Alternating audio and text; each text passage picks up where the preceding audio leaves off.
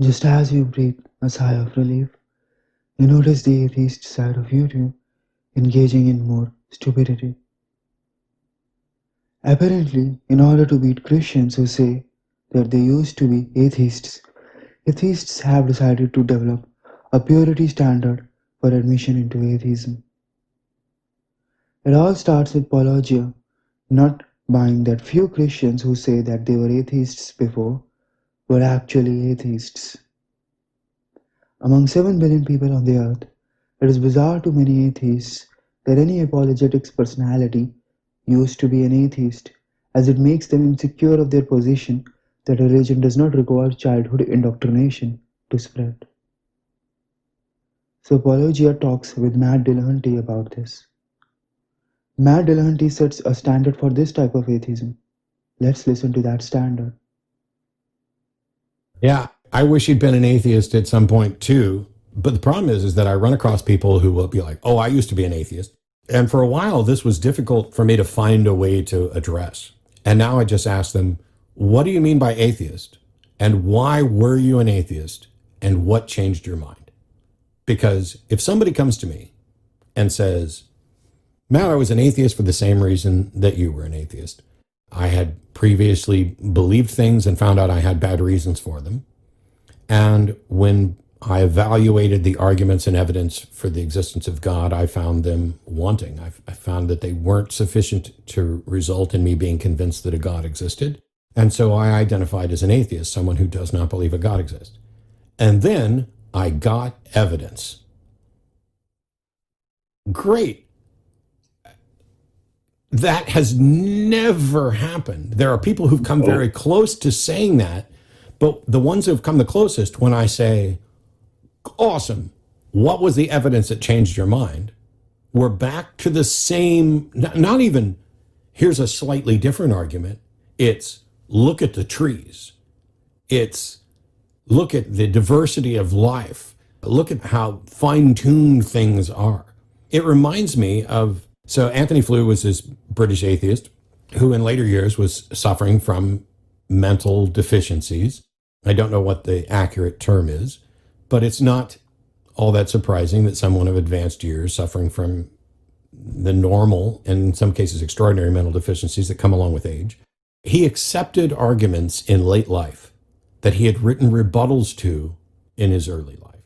And when we're looking at plausible candidate explanation for something, if you spent your prime years as a thinker offering accepted sound rebuttals, highlighting fallacies to a particular argument, and then late in life, you became convinced of the strength of an argument to an incredibly weak point. Flew didn't become a Christian, didn't identify any sort of anthropomorphic personal God.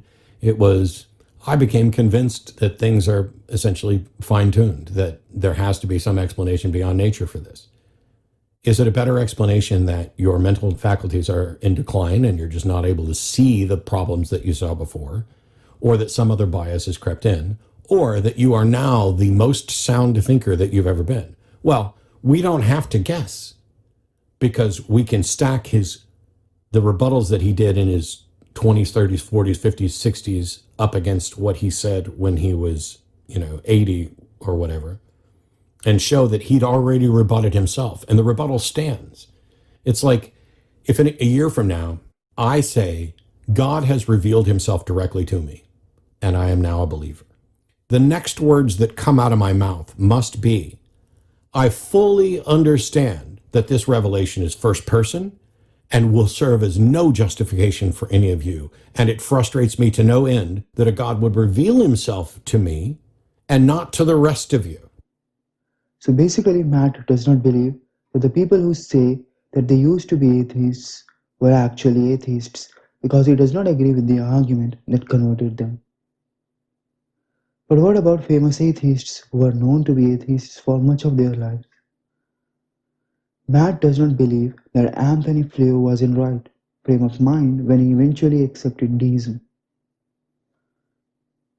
Flew remarked how his fellow atheists were denouncing him after conversion to deism for stupidity, betrayal, and mental deficiency.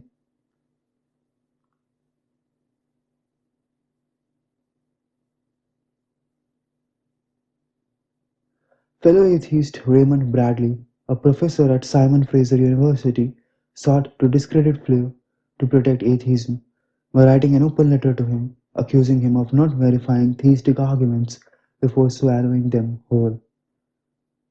Flew wrote back, calling accusation by Raymond as egregiously offensive charge and extremely offensive. Not satisfied with that, atheists led another assault against Flew, claiming that he was manipulated by Christians to write his book detailing his deconversion. While Flew contested these charges of manipulation, it is worth remembering that there was no evidence pointing to Flew being manipulated. The claim of Flew's manipulation was based on one idea alone, that arguments that Flew was supporting were bad, and Flew could not have done that unless he was being brainwashed by Christians. This is very similar to the position skeptics take when discussing beliefs of people claiming to be witnesses of supernatural sightings. It is the same in Flew's case, because atheists believe that it is impossible that the other side may be right. They believe that Flew retracting his atheism must be evidence of his being manipulated. As an example, a side by an atheist skeptic scientist has a post that argues that Flew was taken advantage of by Christians because any half decent philosopher would have seen through the bad theistic arguments.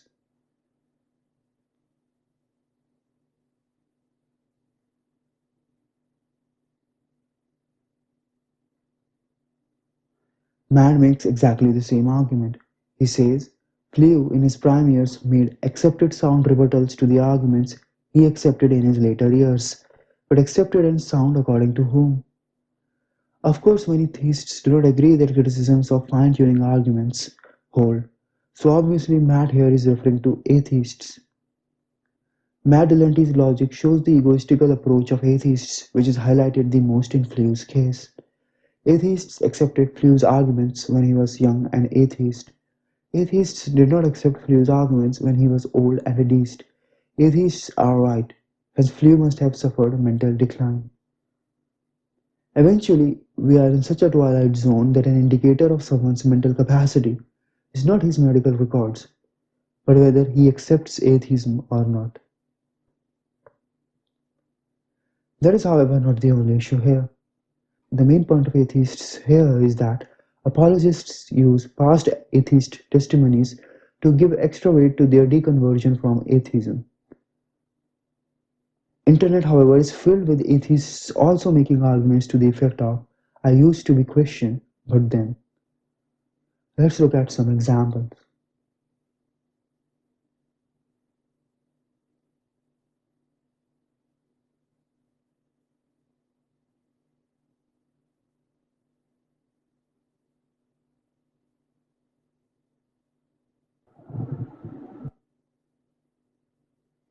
Here, there is a Redditor who is complaining about Christians not believing him when he says, I used to be a Christian.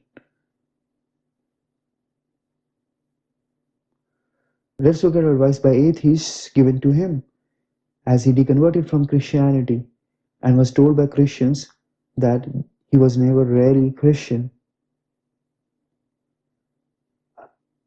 Cold Librarian argues it's annoying, but they need to say something to that effect because otherwise it would mean doubt is acceptable, which it can't be because their whole scam is built on blind belief without zero evidence and the promise of spending an eternity in hell should you choose wrongly.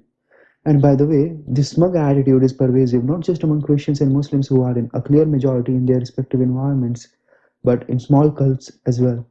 Threats to the tribe aren't usually treated kindly, and what's a greater threat to any religion than an apostate who saw all that particular religion had to offer and still said, Nah, I'm good, thanks. It embarrasses them in the eyes of other tribes. As well, it makes them look weaker. This is a very strange psychological analysis, but one wonders whether it could be used in another way too. Lavender and Lamb writes, It's because they can't handle the idea someone could leave their precious religion. You know something that makes a huge part of their identity. When you reject the Christian faith, they take it as you are rejecting them. Could this apply to atheism? Atheism is just a giant meme. It is basically a group of people who are very egoistical, do not have any actual appreciable standards, but have an intense desire to be taken seriously. Look at the case. of Matt Dillahunty, accusing Anthony Flew of several things, or perhaps Christians, in his mind, because he doesn't want to accept that Anthony Flew could have reasons to change to becoming a deist. He is one person among many who perhaps get converted. And if he cannot even stand that, how is it not a very similar type of rival relationship?